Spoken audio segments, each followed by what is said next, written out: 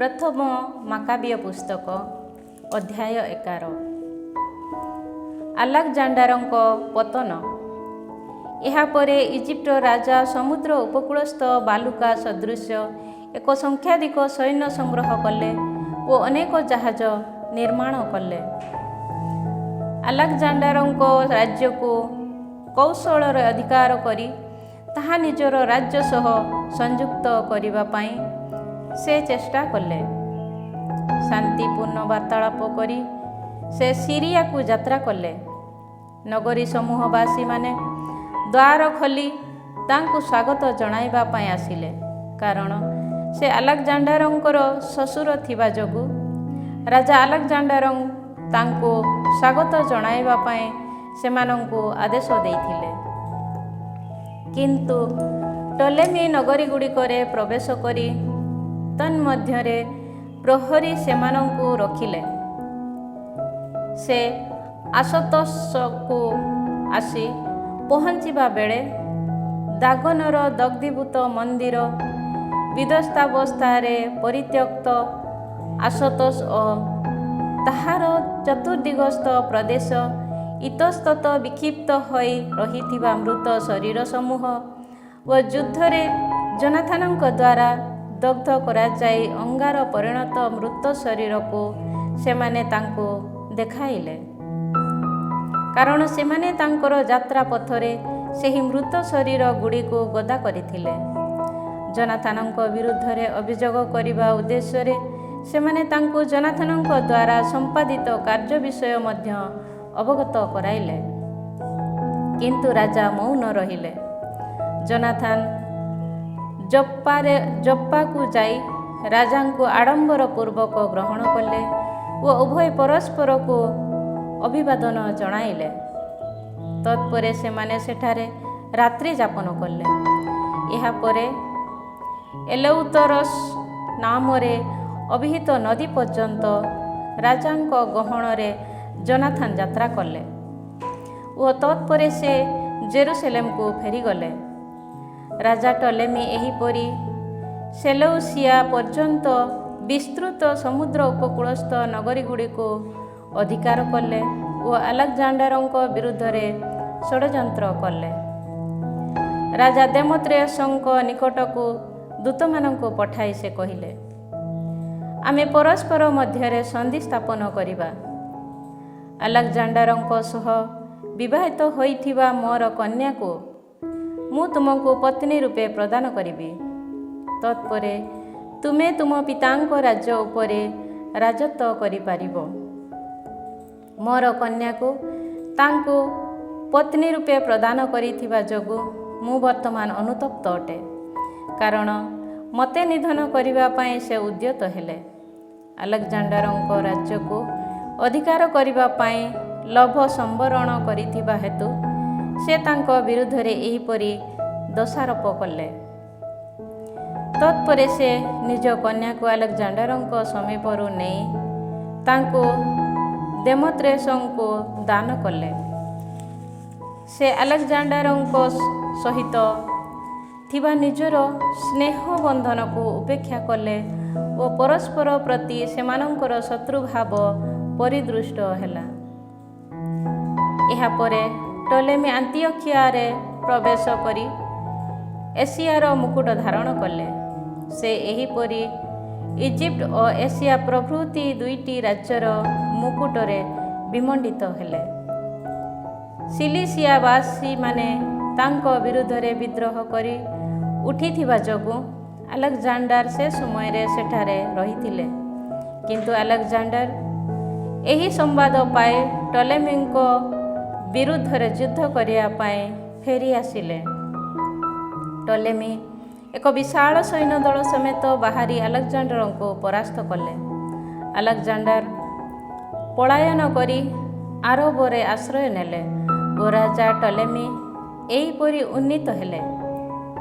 ଶାବ୍ଦିଏଲ ନାମକ ଜଣେ ଆରବୀୟ ବ୍ୟକ୍ତି ଆଲେକଜାଣ୍ଡାରଙ୍କର ଶିରଚ୍ଛେଦନ କରି ତାଙ୍କର ମସ୍ତକକୁ ଟଲେମୀଙ୍କ ପାଖକୁ ପଠାଇଲେ, କିନ୍ତୁ ରାଜା ଟଲେମୀ 3 ଦିନ ପରେ ମୃତ୍ୟୁବରଣ କଲେ ଓ ଦୁର୍ଗ ଗୁଡ଼ିକରେ ରହିଥିବା ସୈନ୍ୟମାନଙ୍କୁ ଦୁର୍ଗବାସୀମାନେ ବଧ କଲେ।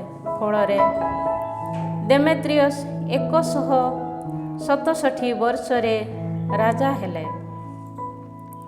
ଯୋନାଥାନ ଓ ଦେମେତ୍ରିୟସ୍ଙ୍କ ମଧ୍ୟରେ ଶାନ୍ତି ସନ୍ଧି।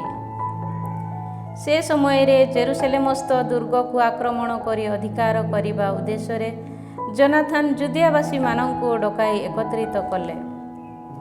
ଦୁର୍ଗ ବିରୁଦ୍ଧରେ ଉପଯୋଗ କରିବା ପାଇଁ ସେ ବହୁ ଯୁଦ୍ଧଯନ୍ତ୍ର ମଧ୍ୟ ନିର୍ମାଣ କଲେ।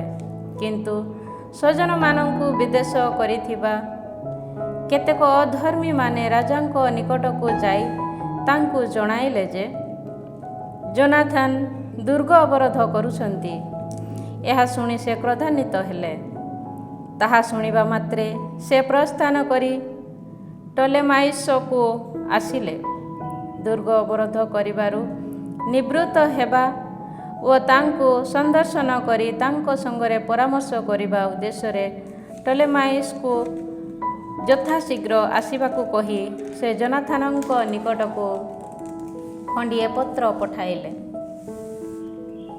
ଏହା ଶୁଣି ଦୁର୍ଗ ଅବରୋଧର ଅଗ୍ରସର ପାଇଁ ସେ ଆଦେଶ ଦେଲେ।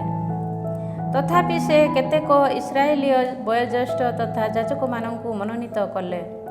ସେ ନିଜକୁ ବିପଦାପନ୍ନ କରିବା ପାଇଁ ସ୍ଥିର କଲେ, କାରଣ ରୌପ୍ୟ, ସ୍ୱର୍ଣ୍ଣ, ବସ୍ତ୍ରାଭରଣ ତଥା ଅନ୍ୟାନ୍ୟ ବହୁବିଧ ଉପହାର ନେଇ ସେ ଟଲେମାଇସକୁ ଯାଇ ରାଜାଙ୍କୁ ସନ୍ଦର୍ଶନ କଲେ। ସେ ତାଙ୍କର ପ୍ରୀତିପ୍ରାପ୍ତ ହେଲେ।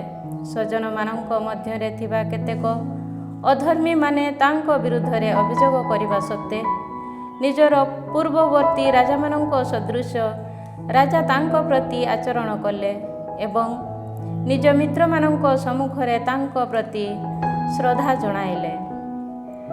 ମହାଯାଜକ ତଥା ତାଙ୍କ ଦ୍ୱାରା ପୂର୍ବରେ ପ୍ରାପ୍ତ ଅନ୍ୟାନ୍ୟ ସମ୍ମାନାସ୍ପଦ ପଦବୀରେ ରାଜା ତାଙ୍କୁ ସ୍ଥିରୀକୃତ କଲେ ଏବଂ ନିଜ ପ୍ରମୁଖ ମିତ୍ରମାନଙ୍କ ମଧ୍ୟରୁ ଜଣେ ବ୍ୟକ୍ତି ସଦୃଶ ତାଙ୍କୁ ବିବେଚନା କଲେ। ସେ ସମୟରେ ଜୁଦିଆର ତଥା ସାମାରିଆର 3ଟି ଅଞ୍ଚଳକୁ ଭେଟିମୁକ୍ତ କରିବାକୁ ଯୋନାଥାନ ରାଜାଙ୍କ ନିକଟରେ ନିବେଦନ କଲେ। ତା ବିନିମୟରେ ସେ ରାଜାଙ୍କୁ 300 ତାଲେଣ୍ଟ ପ୍ରଦାନ କରିବା ପାଇଁ ପ୍ରତିଜ୍ଞାନୁବଦ୍ଧ ହେଲେ। ରାଜା ସମ୍ମତ ହେଲେ। ଏ ସମସ୍ତ ସମ୍ବନ୍ଧରେ ରାଜା ଯୋନାଥାନଙ୍କ ନିକଟକୁ ଖଣ୍ଡିଏ ପତ୍ର ପଠାଇଲେ। ପତ୍ରଟିର ବିଷୟବସ୍ତୁ ଏହା: ରାଜା ଦେମେତ୍ରିୟସ୍ ନିଜ ଭ୍ରାତା ଯୋନାଥାନ ଓ ଯିହୁଦୀ ଜନତାକୁ ଶୁଭେଚ୍ଛା ଜଣାନ୍ତି। ତୁମମାନଙ୍କ ସମ୍ପର୍କରେ ଆମର ଆତ୍ମୀୟ ବ୍ୟକ୍ତି ଲାସ୍ଥେନେସ୍ ନିକଟକୁ ଆମ ଦ୍ୱାରା ଲିଖିତ ଏହି ପତ୍ରଟି ବିଷୟବସ୍ତୁ ତୁମେମାନେ ମଧ୍ୟ ଜାଣିବା ପାଇଁ ଆମେ ତାହା ତୁମ ପାଖକୁ ପ୍ରେରଣ କରୁଅଛୁ। ରାଜା ଦେମେତ୍ରିୟସ୍ ନିଜ ପିତା ଲାସ୍ଥେନସଙ୍କୁ ଶୁଭେଚ୍ଛା ଜଣାନ୍ତି। ଆମ ପ୍ରତି ଯିହୁଦୀମାନେ ପ୍ରଦର୍ଶନ କରୁଥିବା ସଦ୍ମନୋଭାବ ଯୋଗୁଁ ଆମ ବନ୍ଧୁ ତଥା ଆମ ପ୍ରତି ସେମାନଙ୍କ କର୍ତ୍ତବ୍ୟକୁ ପାଳନ କରୁଥିବା ସେମାନଙ୍କ ଉଦ୍ଦେଶ୍ୟରେ କୁଶଳ କାର୍ଯ୍ୟ ସାଧନ କରିବାକୁ ଆମେ ନିଷ୍ପତ୍ତି ନେଇଅଛୁ। ଜୁଦିଆ, ଆଫାଇରେମାଇର 3ଟି ଅଞ୍ଚଳ, ଲିଦା ଓ ରାଥାମିନ୍ ପ୍ରଭୃତି ପ୍ରଦେଶକୁ ସେମାନଙ୍କର ଅଧିକାରାଂଶ ରୂପେ ଆମେ ସ୍ଥିରୀକୃତ କରିଅଛୁ। ଶେଷୋକ୍ତ ଅଞ୍ଚଳ ଓ ସେ ସମସ୍ତର ପରିସର ପ୍ରଦେଶ ସାମାରିଆରୁ ପୃଥକ ହୋଇ ଜୁଦିଆ ସହ ସଂଯୁକ୍ତ ଥିଲା। ଯେଉଁମାନେ ଜେରୁସାଲେମରେ ନୈବେଦ୍ୟ ଉତ୍ସର୍ଗ କରନ୍ତି, ସେ ସମସ୍ତଙ୍କୁ ରାଜା ପୂର୍ବପରି ସେମାନଙ୍କଠାରୁ ପ୍ରତିବର୍ଷ ପ୍ରାପ୍ତ ହେଉଥିବା କ୍ଷେତୋତ୍ପନ୍ନ ଶସ୍ୟ ତଥା ବୃକ୍ଷର ଫଳ ପ୍ରଭୃତି ରାଜକୀୟ ଖଜଣାରୁ ଆମେ ମୁକ୍ତ କରୁଅଛୁ। ଏତଦ୍‌ବ୍ୟତୀତ ଦଶମାଂଶ ଖଜଣା, ଲବଣ କ୍ଷେତ ତଥା ଅନ୍ୟାନ୍ୟ ଯେଉଁ ସମସ୍ତ ଖଜଣା ଆମକୁ ପ୍ରାପ୍ତ ହେବା ଆବଶ୍ୟକ ଥିଲା, ସେ ସମସ୍ତରୁ ଆମେ ସେମାନଙ୍କୁ ମୁକ୍ତ କରୁଅଛୁ। ଏପରି ଅନୁଦାନଗୁଡ଼ିକ ମଧ୍ୟରୁ ଗୋଟିଏ ସୁଦ୍ଧା ବର୍ତ୍ତମାନ ଠାରୁ ଆଉ କେବେ ହେଁ ରଦ୍ଦ କରାଯିବ ନାହିଁ। ସୁତରାଂ ଏହି ପତ୍ରଟିର ଏକ ନକଲ ପ୍ରସ୍ତୁତ କରି ଜନାଥନଙ୍କୁ ସମର୍ପଣ କରିବାକୁ ମନୋଯୋଗୀ ହୁଅ ଓ ପବିତ୍ର ପର୍ବତ ଉପରେ ଦୃଶ୍ୟମାନ ଗୋଟିଏ ସ୍ଥାନରେ ତାହା ରଖ। ନିଜ ଶାସନାଧୀନରେ ରାଜ୍ୟଟି ସୁସ୍ଥିର ରହିଛି ଓ ତାକୁ ପ୍ରତିରୋଧ କରିବା ପାଇଁ କେହି ନାହିଁ ଦେଖି ଜାତିମାନଙ୍କ ଦ୍ୱୀପ ସମୂହକୁ ତାଲିକାଭୁକ୍ତ କରାଯାଇଥିବା ବିଦେଶୀୟ ସୈନ୍ୟଦଳ ବ୍ୟତୀତ ନିଜର ଅନ୍ୟ ସମସ୍ତ ସେନାମାନଙ୍କୁ ରାଜା ଦେମେତ୍ରିୟସ୍ ସ୍ୱସ୍ଥାନମାନଙ୍କୁ ପଠାଇଦେଲେ। ସୁତରାଂ ନିଜ ପିତାମାନଙ୍କର ସେବା କରୁଥିବା ସେ ସମସ୍ତ ସୈନ୍ୟ ତାଙ୍କୁ ଘୃଣା କଲେ। ଆଲେକଜାଣ୍ଡାରଙ୍କ ପୂର୍ବ ଅନୁଗାମୀମାନଙ୍କ ମଧ୍ୟରୁ ଟ୍ରିଫୋ ନାମକ ଜଣେ ବ୍ୟକ୍ତି ଥିଲା।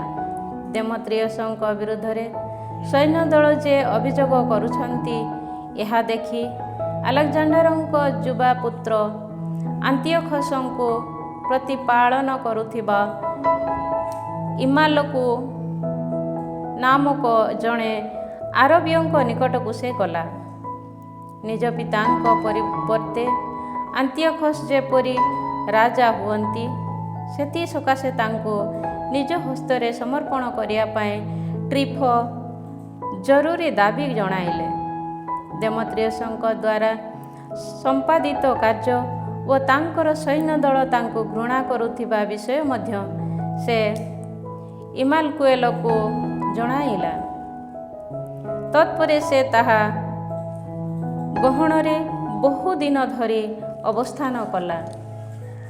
ଜେରୁସାଲେମରେ ଅବସ୍ଥିତ ଦୁର୍ଗ ତଥା ଅନ୍ୟାନ୍ୟ ଦୃଢ଼ୀଭୂତ ଦୁର୍ଗ ସମୂହରେ ଅବସ୍ଥାପିତ ସୈନ୍ୟମାନଙ୍କୁ ସେ ସ୍ଥାନଗୁଡ଼ିକରୁ ବିତାଡ଼ିତ କରିବା ପାଇଁ ଇଚ୍ଛା ପ୍ରକାଶ କରି ଜନାଥନ ରାଜା ଦେମେତ୍ରିୟସଙ୍କର ନିକଟକୁ ସନ୍ଦେଶ ପଠାଇଲେ, କାରଣ ସେମାନେ ଇସ୍ରାଏଲ ବିରୁଦ୍ଧରେ ସଂଗ୍ରାମ କରିଥିଲେ।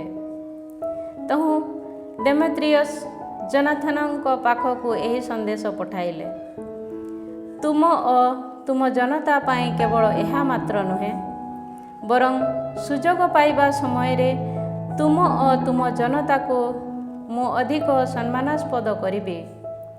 ମୋର ସୈନ୍ୟଦଳ ମୋ ବିରୁଦ୍ଧରେ ବିଦ୍ରୋହ କରି ଉଠିଥିବା ହେତୁ ତୁମେ ଯଦି ମୋତେ ସାହାଯ୍ୟ କରିବା ପାଇଁ ଲୋକମାନଙ୍କୁ ପଠାଇବ ତେବେ ତାହା ମୋ ପ୍ରତି ଉତ୍ତମ ପ୍ରତିଦାନ ରୂପେ ବିବେଚିତ ହେବ।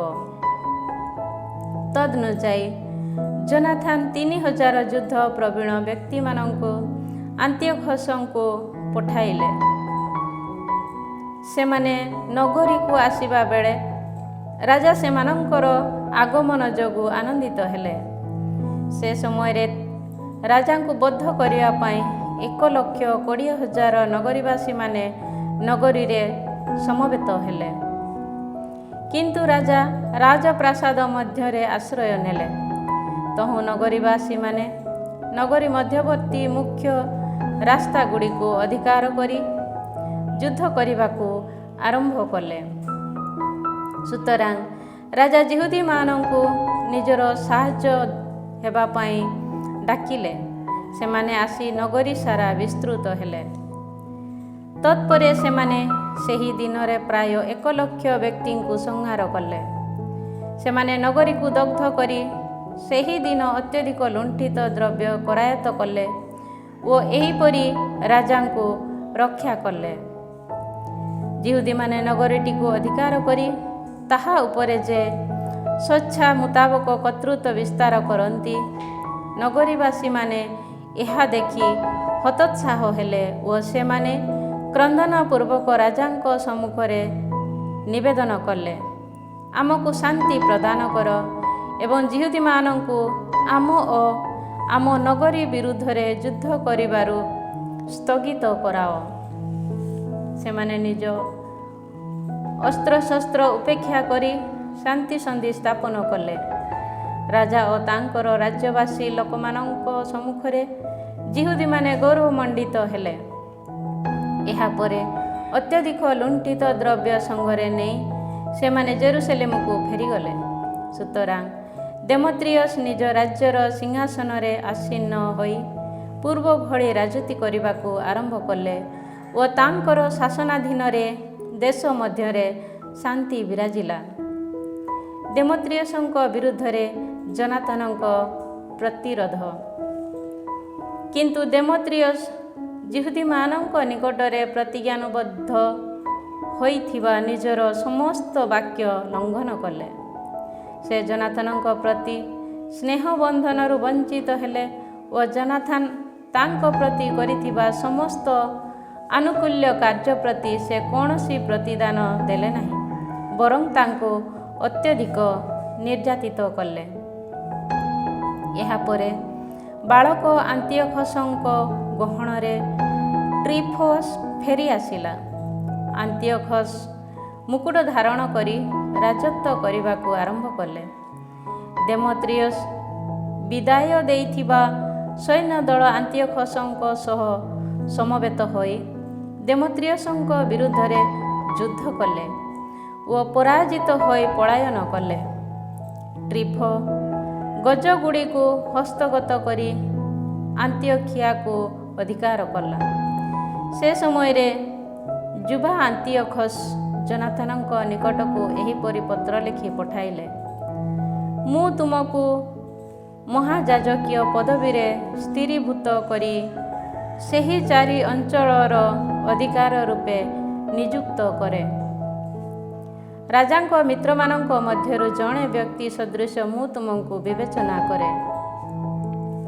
ତାଙ୍କ ନିକଟକୁ ଗୋଟିଏ ସୁବର୍ଣ୍ଣ ଥାଳି ଓ ଅନ୍ୟାନ୍ୟ ଭୋଜନ ଉପକରଣ ସବୁ ରାଜା ପଠାଇଲେ ଏବଂ ସୁବର୍ଣ୍ଣ ତାଟିଆରୁ ପାନ କରିବା ଓ ବାଇଗଣୀ ବସ୍ତ୍ର ତଥା ସୁବର୍ଣ୍ଣ କଟିବନ୍ଧନୀ ପରିହିତ ହେବାର ଅଧିକାର ପ୍ରଦାନ କଲେ। ଜନାଥନଙ୍କ ସହୋଦର ସିମୋନଙ୍କୁ ତୀର ପ୍ରଦେଶରେ ଲାଦେରଠାରୁ ଇଜିପ୍ଟର ସୀମା ସରହଦ ପର୍ଯ୍ୟନ୍ତ ବ୍ୟାପ୍ତ ଅଞ୍ଚଳର ଦେଶାଧିପତି ରୂପେ ସେ ନିଯୁକ୍ତି ପ୍ରଦାନ କଲେ। ସେ ସମୟରେ ଜନାଥନ ପ୍ରସ୍ଥାନ କରି ନଦୀଟିର ଅପର ପାର୍ଶ୍ୱସ୍ଥ ପ୍ରଦେଶ ତଥା ନଗରୀଗୁଡ଼ିକୁ ଦର୍ଶନ କରି ଯାତ୍ରା କଲେ। ସିରିଆର ସୈନ୍ୟଦଳ ତାଙ୍କ ସହ ମିତ୍ରରାଷ୍ଟ୍ର ସଦୃଶ ସମ୍ମିଳିତ ହେଲେ। ଆସ୍କେଲନଠାରେ ଆସି ପହଞ୍ଚିବା ବେଳେ ନଗରୀବାସୀମାନେ ତାଙ୍କୁ ସ୍ୱାଗତ ଜଣାଇ ତାଙ୍କ ପ୍ରତି ଶ୍ରଦ୍ଧା ଜଣାଇଲେ। ସେ ସ୍ଥାନରୁ ସେ ଗାସାକୁ ଯାତ୍ରା କଲେ, କିନ୍ତୁ ନଗରୀବାସୀମାନେ ନଗରୀ ଦ୍ୱାରକୁ ତାଙ୍କ ବିରୁଦ୍ଧରେ ରୁଦ୍ଧ କଲେ।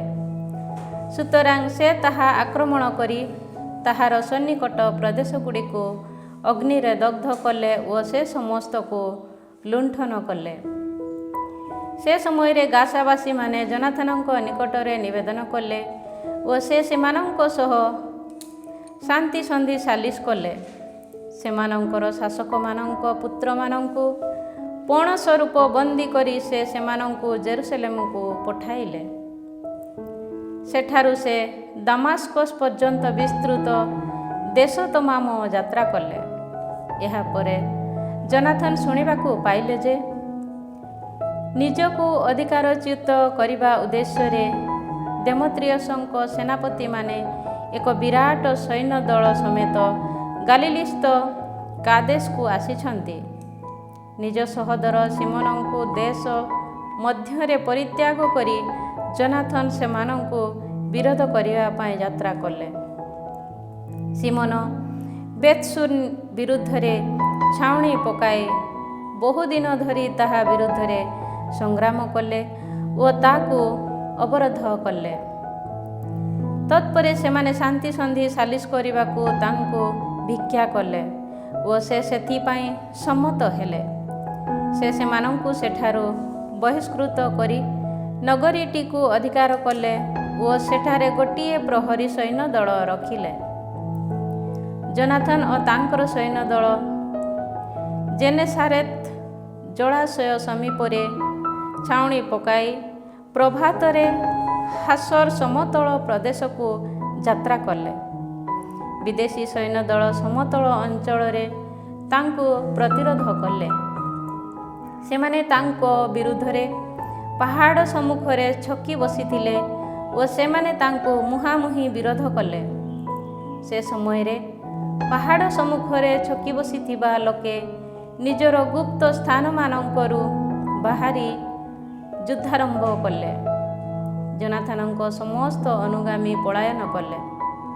ସୈନ୍ୟ ଦଳର ସେନାପତିମାନେ ଅବସାଲୋମଙ୍କ ପୁତ୍ର ମାତାଥିଆସ ଓ କାଲପିଙ୍କ ପୁତ୍ର ଜୁଦାସଙ୍କ ବ୍ୟତୀତ ଅନ୍ୟ କେହି ଅବଶିଷ୍ଟ ହୋଇ ରହିଲେ ନାହିଁ। ଜୋନାଥନ ସପରିହିତ ବସ୍ତ୍ର ଛିନ୍ନ କରି ନିଜ ମସ୍ତକ ଉପରେ ଧୂଳି ଛିଞ୍ଚି ପ୍ରାର୍ଥନା କଲେ। ତତ୍ପରେ ଫେରି ଆସି ଶତ୍ରୁ ବିରୁଦ୍ଧରେ ଯୁଦ୍ଧାରମ୍ଭ କରି ସେମାନଙ୍କୁ ପରାସ୍ତ କଲେ। ସେମାନେ ପଳାୟନ କଲେ। ତାଙ୍କର ଅନୁଗାମୀମାନଙ୍କର ମଧ୍ୟରୁ ପଳାୟନ କରିଥିବା ସମସ୍ତେ ଏହା ଦେଖି ଫେରି ଆସିଲେ ଓ କାଦେଶ ପର୍ଯ୍ୟନ୍ତ ସେମାନଙ୍କର ପଶ୍ଚାତଧାବନ କରିବା ପାଇଁ ସେମାନେ ତାଙ୍କ ସହ ସମ୍ମିଳିତ ହେଲେ। ସେମାନେ ସେଠାରେ ଥିବା ନିଜ ଛାଉଣି ମଧ୍ୟରେ ଆସି ପହଞ୍ଚିଲେ ଓ ସେଠାରେ ଛାଉଣି ପକାଇଲେ। ସେହିଦିନ ବିଦେଶୀମାନଙ୍କ ମଧ୍ୟରୁ ପ୍ରାୟ 3000 ଲୋକ ନିହତ ହେଲେ। ଏହାପରେ ଜୋନାଥନ ଜେରୁସେଲେମକୁ ଫେରିଗଲେ। ଅଧ୍ୟାୟ 12। ସ୍ପାର୍ତା ସହ ସନ୍ଧି ଚୁକ୍ତି। ଜୋନାଥନ ଯେବେ ଦେଖିଲେ ଯେ ସମୟଟି ନିଜ ସକାଶେ ଅନୁକୂଳ, ତେବେ ସେ ଲୋକମାନଙ୍କୁ ମନୋନୀତ କରି ସେମାନଙ୍କୁ ରୋମକୁ ପଠାଇଲେ, ଯେପରି ସେମାନଙ୍କ ସହ ସ୍ଥାପିତ ବନ୍ଧୁତ୍ୱକୁ ସ୍ଥିରୀକୃତ ତଥା ନବୀକରଣ କରେ। ସେହି ଉଦ୍ଦେଶ୍ୟରେ ସେ ସ୍ପାର୍ତା ଅନ୍ୟାନ୍ୟ ସ୍ଥାନକୁ ମଧ୍ୟ ପତ୍ରଗୁଡ଼ିକ ପଠାଇଲେ। ସେମାନେ ରୋମରେ ଆସି ପହଞ୍ଚି ରାଷ୍ଟ୍ର ପରିଷଦରେ ପ୍ରବେଶ କରି କହିଲେ, ରୋମୀୟମାନଙ୍କ ସହିତ ସାଲିସ ପୂର୍ବ ବନ୍ଧୁତ୍ୱ ତଥା ସନ୍ଧି ଚୁକ୍ତି ନବୀକରଣ କରିବା ପାଇଁ ମହାଯାଜକ ଜୋନାଥନ ଓ ଯିହୁଦୀ ଜନତା ଆମକୁ ପଠାଇଅଛନ୍ତି। ଜୁଦା ପ୍ରଦେଶକୁ ସୁରକ୍ଷିତାବସ୍ଥାରେ ଫେରିଯିବା ପାଇଁ ସେମାନଙ୍କ ପ୍ରତି ଆବଶ୍ୟକ ସମସ୍ତ କାର୍ଯ୍ୟ ସାଧନ କରିବା ସକାଶେ ଅନ୍ୟାନ୍ୟ ସ୍ଥାନର କର୍ତ୍ତୃପକ୍ଷ ବିଶିଷ୍ଟ ବ୍ୟକ୍ତିମାନଙ୍କୁ ନିର୍ଦ୍ଦେଶ ଦେଇ ରୋମୀୟମାନେ ସେମାନଙ୍କୁ ପତ୍ରଗୁଡ଼ିକ ଦେଲେ। ସ୍ପାର୍ତାବାସୀମାନଙ୍କ ନିକଟକୁ ଜୋନାଥନ ଲେଖିଥିବା ପତ୍ରଟିର ଏକ ନକଲ ଏହା। ମହାଯାଜକ ଜୋନାଥନ, ରାଷ୍ଟ୍ର ପରିଷଦ, ଯାଜକଗଣ ଓ ଅବଶିଷ୍ଟ ସମସ୍ତ ଯିହୁଦୀ ଜନତା ସ୍ପାର୍ତାବାସୀ ସେମାନଙ୍କ ଭ୍ରାତାମାନଙ୍କୁ ଶୁଭେଚ୍ଛା ଜଣାନ୍ତି। ଏହା ସହିତ ପ୍ରେରିତ ପତ୍ରଟିର ନକଲ ଯେପରି ବ୍ୟକ୍ତ କରେ, ସେହିପରି ତୁମେମାନେ ଯେ ଆମର ମିତ୍ର ରାଷ୍ଟ୍ର ଏହା ଉଲ୍ଲେଖ କରି ତୁମମାନଙ୍କର ରାଜା ଆରିୟସ୍ ଅତୀତରେ ମହାଯାଜକ ଅନିଆସଙ୍କ ନିକଟକୁ ପତ୍ରଟି ପଠାଇଥିଲେ। ଅନିଆସ ସମ୍ମାନ ପ୍ରଦର୍ଶନ କରି ସେହି ଦୂତମାନଙ୍କୁ ସ୍ୱାଗତ ଜଣାଇଲେ ଓ ଯାହା ଆମ ବନ୍ଧୁତ୍ୱକୁ ସ୍ପଷ୍ଟ ଭାବେ ଘୋଷଣା କରିଥିଲା, ସେହି ପତ୍ରଟି ଗ୍ରହଣ କଲେ।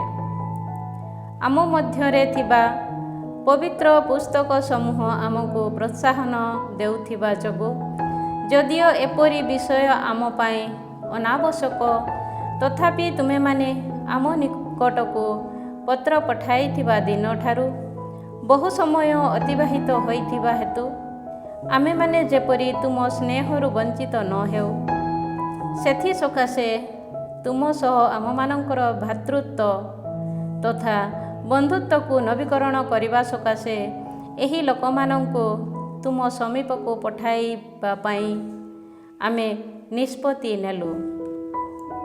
ଆମମାନଙ୍କର ଉତ୍ସବ ସମୂହ, ଅନ୍ୟାନ୍ୟ ବିଶିଷ୍ଟ ଦିନ, ଆମର ନୈବେଦ୍ୟ ଉତ୍ସବ ତଥା ଆମର ପ୍ରାର୍ଥନା ଇତ୍ୟାଦି ସମସ୍ତ କାର୍ଯ୍ୟରେ ଆମେ ତୁମମାନଙ୍କୁ ସ୍ମରଣ କରୁଅଛୁ। କାରଣ ଭ୍ରାତାମାନଙ୍କୁ ସ୍ମରଣ କରିବା ସଠିକ୍ ତଥା ଉଚିତ। ତୁମମାନଙ୍କର ମହତ୍ୱକୁ ସ୍ମରଣ କରି ଆମେ ଆନନ୍ଦିତ ବୋଧ କରୁ। ଆମମାନଙ୍କ ପ୍ରତି ବହୁବିଧ ଯାତନା ତଥା ଯୁଦ୍ଧ ଘଟିଥିଲା। ଚତୁଃପାର୍ଶ୍ୱସ୍ଥ ରାଜାମାନେ ଆମ ବିରୁଦ୍ଧରେ ସଂଗ୍ରାମ କରିଥିଲେ। ଏପରି ଯୁଦ୍ଧ ବିଷୟ ଦିଗରେ ତୁମମାନଙ୍କୁ ଆମର ଅନ୍ୟ ମିତ୍ର ରାଷ୍ଟ୍ର ତଥା ବନ୍ଧୁମାନଙ୍କ ବ୍ୟତିବ୍ୟସ୍ତ କରିବାକୁ ଆମେ ଅନିଚ୍ଛୁକ ଥିଲୁ। କାରଣ ସ୍ୱର୍ଗରୁ ଆଗତ ସାହାଯ୍ୟ ଆମମାନଙ୍କୁ ସମର୍ଥନ କରେ। ଆମେମାନେ ଶତ୍ରୁ ହସ୍ତରୁ ମୁକ୍ତ ହେଲୁ ଓ ଆମ ଶତ୍ରୁମାନେ ଅବନମିତ ହେଲେ। ସୁତରାଂ ଆମେମାନେ ଆନ୍ତିଓଖସର ପୁତ୍ର ନୁମେନିୟସ୍ ଓ ଜାସନର ପୁତ୍ର ଆନ୍ତିପାଥରଙ୍କୁ ମନୋନୀତ କରି ରୋମୀୟମାନଙ୍କ ସହ ସାଲିସ୍ ଆମର ପୂର୍ବ ବନ୍ଧୁତ୍ୱ ତଥା ସନ୍ଧିକୁ ନବୀକରଣ କରିବା ନିମନ୍ତେ ସେମାନଙ୍କୁ ରୋମକୁ ପଠାଇଅଛୁ। ତୁମମାନଙ୍କ ନିକଟକୁ ମଧ୍ୟ ଯାଇ ତୁମମାନଙ୍କୁ ଶୁଭେଚ୍ଛା ଜଣାଇବା ଓ ଆମର ଭାତୃତ୍ୱ ନବୀକରଣ କରିବା ଉଦ୍ଦେଶ୍ୟରେ ଏହି ପତ୍ରଟିକୁ ତୁମ ହସ୍ତରେ ସମର୍ପଣ କରିବା ପାଇଁ ମଧ୍ୟ ଆମେ ସେମାନଙ୍କୁ ଆଦେଶ ଦେଇଅଛୁ। ବର୍ତ୍ତମାନ ଏହା ପ୍ରତି ଗୋଟିଏ ଉତ୍ତର ଦେବା ପାଇଁ ସଦୟ ହୁଅ। ଅନିଆସଙ୍କ ନିକଟକୁ ସେମାନଙ୍କ ଦ୍ୱାରା ପ୍ରେରିତ ପତ୍ରଟିର ଏକ ନକଲ ଏହା। ସ୍ପାର୍ତାର ରାଜା ଆରିୟସ୍ ମହାଯାଜକ ଓ ନିଆସଙ୍କୁ ଶୁଭେଚ୍ଛା ଜଣାନ୍ତି। ଏପରି ଲିପିବଦ୍ଧ ଥିବା ଆମେ ଦେଖିବାକୁ ପାଇଛୁ ଯେ ସ୍ପାର୍ତାବାସୀ ଲୋକେ ଓ ଜିହୁଦୀମାନେ ଭ୍ରାତା ଅଟନ୍ତି ଏବଂ ସେମାନେ ଉଭୟ ଆବ୍ରାହମଙ୍କ ବଂଶଧର ଅଟନ୍ତି। ଯେହେତୁ ଆମେ ଏହା ଜାଣିପାରିଲୁ, ସେହେତୁ ତୁମମାନଙ୍କର କୁଶଳ ସମ୍ପର୍କରେ ଆମକୁ ଲେଖି ଜଣାଇବା ପାଇଁ ସଦୟ ହୁଅ। ବର୍ତ୍ତମାନ ଆମେ ତୁମମାନଙ୍କୁ ଲେଖି ଜଣାଉଅଛୁ ଯେ ତୁମମାନଙ୍କର ପଶୁପଲ ତଥା ଅନ୍ୟ ସମସ୍ତ ସମ୍ପଦ ଆମର ଅଟେ ଏବଂ ଆମର ସମସ୍ତ ବସ୍ତୁ ତୁମମାନଙ୍କର ଅଟେ। ଏହି କାର୍ଯ୍ୟ ତୁମମାନଙ୍କୁ ବିଦିତ କରିବାକୁ ଆମେ ଆମ ଦୂତମାନଙ୍କୁ ଆଦେଶ ଦେଇଅଛୁ। ଦେମୋତ୍ରିୟସ୍ ବିରୁଦ୍ଧରେ ଯୁଦ୍ଧ। ଜୋନାଥନ୍ ଶୁଣିବାକୁ ପାଇଲେ ଯେ ଦେମୋତ୍ରିୟସ୍ର ସେନାପତିମାନେ ସର୍ବାପେକ୍ଷା ଅଧିକ ସୈନ୍ୟଙ୍କୁ ଏକତ୍ରିତ କରି ଯୁଦ୍ଧ କରିବା ପାଇଁ ଫେରି ଆସିଛନ୍ତି। ସୁତରାଂ ସେ ଜେରୁସେଲେମରୁ ଯାତ୍ରା କରି ହାମାତ୍ ପ୍ରଦେଶରେ ସେମାନଙ୍କୁ ବିରୋଧ କଲେ, କାରଣ ସ୍ୱଦେଶକୁ ଆକ୍ରମଣ କରିବା ପାଇଁ ସେମାନଙ୍କୁ ସୁଯୋଗ ଦେବା ସକାଶେ ସେ ଅନିଚ୍ଛୁକ ହେଲେ। ସେ ସେମାନଙ୍କ ଛାଉଣୀକୁ ଗୁପ୍ତଚରମାନଙ୍କୁ ପଠାଇଲେ। ସେମାନେ ଫେରି ଆସି ତାଙ୍କୁ ଜଣାଇଲେ ଯେ ସେମାନେ ରାତିରେ ଜିହୁଦୀମାନଙ୍କୁ ଆକ୍ରମଣ କରିବା ପାଇଁ ଉଦ୍ୟତ ହୋଇଅଛନ୍ତି। ସୁତରାଂ ସୂର୍ଯ୍ୟ ଯେବେ ଅସ୍ତମିତ ହେଲା, ତେବେ ଜୋନାଥନ୍ ଆଦେଶ ଦେଲା ଯେ ସେମାନେ ସତର୍କ ହୋଇ ରୁହନ୍ତୁ ଏବଂ ସଶସ୍ତ୍ର ପୂର୍ବକ ସାରା ରାତି ଯୁଦ୍ଧ କରିବା ପାଇଁ ପ୍ରସ୍ତୁତ ହୋଇ ରୁହନ୍ତୁ। ଛାଉଣୀର ଚତୁର୍ଦିଗରେ ସେ ପ୍ରହରୀ ସୈନ୍ୟଦଳକୁ ମଧ୍ୟ ଅବସ୍ଥାପିତ କଲେ। ଜୋନାଥନ୍ ଓ ତାଙ୍କର ସୈନ୍ୟଦଳ ଯେ ଯୁଦ୍ଧ କରିବା ପାଇଁ ପ୍ରସ୍ତୁତ, ଏହା ଶୁଣି ଶତ୍ରୁମାନେ ଭୟଭୀତ ତଥା ଭଗ୍ନୋତ୍ସାହ ହେଲେ। ତେଣୁ ସେମାନେ ନିଜ ଛାଉଣୀ ମଧ୍ୟରୁ ଅଗ୍ନି ଜଳିତ କଲା ପରେ ସେଥିରୁ ପ୍ରତ୍ୟାହାର କଲେ। କିନ୍ତୁ ପ୍ରଭାତ ପର୍ଯ୍ୟନ୍ତ ଜୋନାଥନ୍ ଓ ତାଙ୍କର ସହବର୍ତ୍ତୀ ସୈନ୍ୟଦଳ ଏହା ଜାଣି ନ ଥିଲେ, କାରଣ ଅଗ୍ନି ଜଳିତ ହେଉଥିବା ସେମାନେ ଦେଖିଥିଲେ। ତତ୍ପରେ ଜୋନାଥନ୍ ସେମାନଙ୍କର ପଶ୍ଚାତ୍ ଧାବନ କଲେ, କିନ୍ତୁ ସେମାନେ ଏତୌତରସ୍ ନଦୀକୁ ଅତିକ୍ରମ କରିଥିବା ଯୋଗୁଁ ପଥରେ ସେମାନଙ୍କୁ ଅତିକ୍ରମ କରିପାରିଲେ ନାହିଁ। ସୁତରାଂ ଜୋନାଥନ୍ ଫେରିଆସି ସାବାଦେଇ ନାମରେ ଅଭିହିତ ଆରବମାନଙ୍କୁ ଆକ୍ରମଣ କରି ସେମାନଙ୍କୁ ପରାସ୍ତ କଲେ ଓ ସେମାନଙ୍କୁ ଲୁଣ୍ଠନ କଲେ। ଏହାପରେ ସେ ଛାଉଣୀ ଉଠାଇ ଦମାସ୍କସ୍ ପର୍ଯ୍ୟନ୍ତ ଯାତ୍ରା କଲେ ଓ ସେହି ଦେଶ ତମାମ ପରିଭ୍ରମଣ କଲେ। ସିମୋନ ମଧ୍ୟ ଆସ୍କେଲନ ଓ ତାର ଚତୁର୍ଦିଗସ୍ଥ ଦୁର୍ଗ ସମୂହ ପର୍ଯ୍ୟନ୍ତ ଯାତ୍ରା କରି ଦେଶ ତମାମ ଯାତ୍ରା କଲେ। ଜପ୍ପାର ସନ୍ନିକଟ ହୋଇ ସେ ତାହାକୁ ଅତର୍କିତ ଭାବେ ଆକ୍ରମଣ କଲେ ଓ ତାହାକୁ ଅଧିକାର କଲେ, କାରଣ ସେ ଶୁଣିବାକୁ ପାଇଥିଲେ ଯେ ଦେମେତ୍ରିୟସଙ୍କ ଦ୍ୱାରା ପ୍ରେରିତ ସୈନ୍ୟ ହସ୍ତରେ ଦୁର୍ଗକୁ ସମର୍ପଣ କରିବା ପାଇଁ ସେମାନେ ପ୍ରସ୍ତୁତ। ନଗରୀଟିର ପ୍ରତିରକ୍ଷା ପାଇଁ ସେ ସେଠାରେ ଗୋଟିଏ ପ୍ରହରୀ ସୈନ୍ୟଦଳକୁ ସ୍ଥାପନ କଲେ।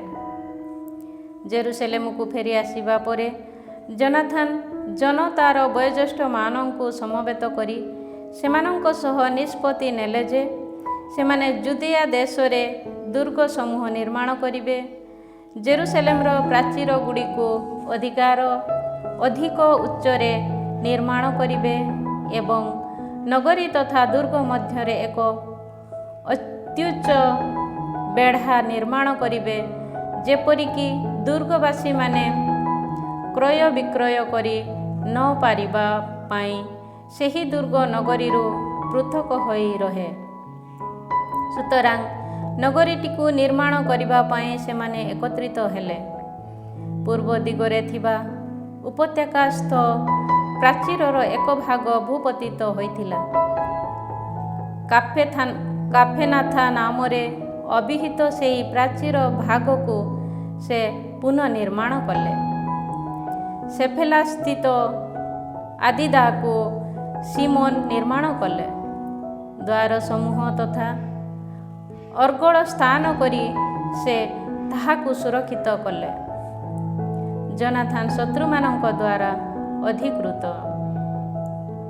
ସେ ସମୟରେ ମୁକୁଟ ଧାରଣ କରି ଏସିଆର ରାଜା ହେବା ଓ ରାଜା ଆନ୍ତିଓଖସ୍ ବିରୁଦ୍ଧରେ ହସ୍ତ ଉତ୍ତୋଳନ କରିବା ପାଇଁ ଟ୍ରିଫୋ ଚେଷ୍ଟା ଚଳାଇଲା, କିନ୍ତୁ ସେ ଭୟ କଲା ଯେ ସେଥିସକାଶେ ଅସମ୍ମତ ହୋଇ ଜୋନାଥନ୍ ତା ବିରୁଦ୍ଧରେ ଯୁଦ୍ଧ କରିବେ।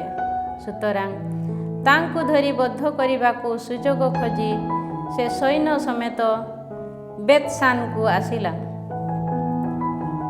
40,000 ପ୍ରବୀଣ ଯୋଦ୍ଧାଙ୍କୁ ସଙ୍ଗରେ ନେଇ ତାକୁ ବିରୋଧୀ କରିବା ଉଦ୍ଦେଶ୍ୟରେ ଜୋନାଥନ୍ ମଧ୍ୟ ବେତ୍ସାନରେ ଆସି ପହଞ୍ଚିଲେ। ଟ୍ରିଫା ଯେବେ ଦେଖିଲା ଯେ ଜୋନାଥନ୍ ଗୋଟିଏ ବିରାଟ ସୈନ୍ୟ ସହିତ ଆସିଛନ୍ତି, ତେବେ ତାଙ୍କ ବିରୋଧରେ ନିଜ ହସ୍ତକୁ ଉତ୍ତୋଳନ କରିବା ପାଇଁ ଟ୍ରିଫା ଭୀତ ହେଲା। ସୁତରାଂ ଟ୍ରିଫା ତାଙ୍କୁ ସମ୍ମାନ ପ୍ରଦର୍ଶନ କରି ଗ୍ରହଣ କଲା ଓ ନିଜର ମିତ୍ରମାନଙ୍କ ସମ୍ମୁଖରେ ତାଙ୍କର ପ୍ରଶଂସା ଗାନ କଲା। ସେ ପୁଣି ତାଙ୍କୁ ବହୁବିଧ ଉପହାର ପ୍ରଦାନ କଲା ଏବଂ ତାର ମିତ୍ରଗଣ ତଥା ସୈନ୍ୟ ଦଳ ଯେପରି ତାର ଆଦେଶର ଅନୁଗତ ହୁଅନ୍ତି, ସେହିପରି ସେମାନେ ଜୋନାଥନ୍‌ଙ୍କ ଆଦେଶର ଆଜ୍ଞାବହ ହେବା ପାଇଁ ସେ ସେମାନଙ୍କୁ ଆଦେଶ ଦେଲା। ତତ୍ପରେ ସେ ଜୋନାଥନ୍‌ଙ୍କୁ କହିଲା, ଆମେ ଯେବେ ପରସ୍ପର ମଧ୍ୟରେ ସଂଗ୍ରାମ କରୁନାହୁଁ, ତେବେ ତୁମେ ଏକାକୀ ଏ ସମସ୍ତ ଲୋକମାନଙ୍କୁ ଏଭଳି କ୍ଳାନ୍ତ କରାଉଛ। ତୁମ ଗହଣରେ ରହିବା ପାଇଁ କେବଳ ଅଳ୍ପ ବ୍ୟକ୍ତିମାନଙ୍କୁ ମନୋନୀତ କର ଓ ଅନ୍ୟ ସମସ୍ତେ ଯେପରି ସେମାନଙ୍କ ଗୃହକୁ ଫେରିଯାଆନ୍ତି, ସେଥିସକାଶେ ସେମାନଙ୍କୁ ବିଦାୟ ଦିଅ। ତତ୍ପରେ ମୋ ସହ ଟଲେମାଇସ୍‌କୁ ଆସ। ତାହା ଅନ୍ୟ ଦୁର୍ଗ ସମୂହ ଅବଶିଷ୍ଟ ସୈନ୍ୟ ତଥା ସେନାପତିମାନଙ୍କୁ ମୁଁ ତୁମ ହସ୍ତରେ ସମର୍ପଣ କରିବି। ଏହାପରେ ବୁଲିପଡ଼ି ମୁଁ ନିଜ ଗୃହକୁ ଫେରିଯିବି। ଏଥିସକାଶେ ମୁଁ ଏଠାକୁ ଆସିଅଛି। ଜୋନାଥନ୍ ତାଙ୍କୁ ବିଶ୍ୱାସ କରି ତାର କଥା ଅନୁସାରେ ସମସ୍ତ କାର୍ଯ୍ୟ ସାଧନ କଲେ। ସେ ନିଜର ସୈନ୍ୟ ଦଳକୁ ବିଦାୟ ଦେଲେ ଓ ସେମାନେ ଯୁଦାକୁ ଫେରିଗଲେ। କେବଳ 3,000 ଲୋକଙ୍କୁ ସେ ନିଜ ସଙ୍ଗରେ ରଖିଲେ। ସେମାନଙ୍କ ମଧ୍ୟରୁ 2,000 ସୈନ୍ୟକୁ ସେ ଗାଲିଲୀରେ ଅବସ୍ଥାନ କରାଇଲେ ଓ 1,000 ବ୍ୟକ୍ତି ତାଙ୍କ ସହ ଯାତ୍ରା କଲେ। କିନ୍ତୁ ଜୋନାଥନ୍ ଟଲେମାଇସ୍ ନଗରୀକୁ ଆସିବା କ୍ଷଣି ସେ ସ୍ଥାନର ଲୋକେ ନଗରୀଟିର ଦ୍ୱାରଗୁଡ଼ିକୁ ରୁଦ୍ଧ କରି ତାଙ୍କୁ ଅଧିକାର କଲେ ଓ ତାଙ୍କ ସହ ଆସିଥିବା ସମସ୍ତଙ୍କୁ ଖड्गରେ ନିଧନ କଲେ। ଜୋନାଥନ୍‌ଙ୍କର ସୈନ୍ୟ ଦଳକୁ ବିନାଶ କରିବା ପାଇଁ କ୍ରିଫା ଗାଲିଲି ତଥା ମହାସମତଳ ପ୍ରଦେଶକୁ ନିଜର ସୈନ୍ୟ ତଥା ଅଶ୍ୱାରୋହୀମାନଙ୍କୁ ପଠାଇଲା। କିନ୍ତୁ ସେମାନେ ବୁଝିପାରିଲେ ଯେ ଜୋନାଥନ ଅଧିକୃତ ହୋଇଛନ୍ତି ଓ ତାଙ୍କ ସହ ଯାତ୍ରା କରିଥିବା ଲୋକମାନଙ୍କ ସହିତ ସେ ବିନଷ୍ଟ ହୋଇଛନ୍ତି। ତେଣୁ ସେମାନେ ପରସ୍ପରକୁ ପ୍ରୋତ୍ସାହନ ଦେଇ ଯୁଦ୍ଧ ପ୍ରସ୍ତୁତ ଦଳରେ ରହି ଯାତ୍ରା କଲେ। ସେମାନେ ଯେ ନିଜ ନିଜର ଜୀବନ ରକ୍ଷା ପାଇଁ ସମର କରିବାକୁ ପ୍ରସ୍ତୁତ, ଏହା ଦେଖି ସେମାନଙ୍କର ପଶ୍ଚାତଧାବନକାରୀମାନେ ଫେରିଗଲେ। ଏହିପରି ସେମାନେ ସୁରକ୍ଷିତାବସ୍ଥାରେ ଯୁଦାରେ ଆସି ପହଞ୍ଚିଲେ। ଜୋନାଥନ ଓ ତାଙ୍କର ସହଗାମୀମାନଙ୍କୁ ସ୍ମରଣ କରି ସେମାନେ ଅତ୍ୟଧିକ ଭୀତ ହେଲେ ଓ ସମଗ୍ର ଇସ୍ରାଏଲ ସେମାନଙ୍କ ପାଇଁ ଗଭୀର ଶୋକ ପ୍ରକାଶ କଲେ। ଚତୁଃପାର୍ଶ୍ୱସ୍ଥ ଜାତିସମୂହ ସେମାନଙ୍କୁ ବିନାଶ କରିବା ପାଇଁ ଉଦ୍ୟତ ହେଲେ, କାରଣ ସେମାନେ କହିଲେ, ସେମାନଙ୍କର କୌଣସି ନେତା କିମ୍ବା ସହାୟକ ନାହାନ୍ତି। ସୁତରାଂ ସେମାନଙ୍କ ବିରୁଦ୍ଧରେ ଯୁଦ୍ଧ କରି ମାନବ ଜାତି ମଧ୍ୟରୁ ସେମାନଙ୍କର ସ୍ମୃତିକୁ ଆମେ ପୋଛିଦେବା।